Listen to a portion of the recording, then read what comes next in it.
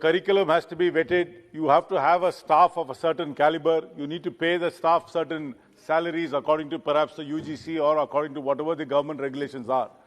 But today there are online educational companies which are worth billions of dollars. Some of them are worth even more than the entire educational budget of India. These companies offer courses online which are not vetted by anybody. Nobody knows the content of these courses. Nobody knows the quality of these courses. Nobody knows the caliber of these courses. Nobody knows what is the caliber of the tutors who are on these who are conducting these courses. These companies now are engaging in predatory marketing practices where they prey upon the aspirational poorer people who want to give their children a better education, who want to supplement their education which they are not getting in government schools. They force them to buy courses and they auto-debit their accounts.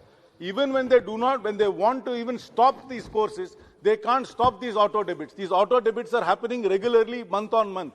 They in fact are becoming like loan sharks where they're force selling these courses. And I urge upon through you, the Minister of Education, to bring about some sort of a system where we monitor these online educational companies which are worth billions of dollars, which are owned by major funds from internationally, which are thrusting these courses on the unsuspecting people of India and are auto-debiting their accounts. So it's very, very essential to do that, sir. And I also want to bring to the notice of the House, there are many social activists who have brought this to who have spoken about this, like Nidhi Baguguna, Pradeep Punia, and Aniruddha Malpani. But the power of this company is so much that they're able to bring down these the complaints which are there in the social media. If you put up a complaint in social media, they're bringing it down.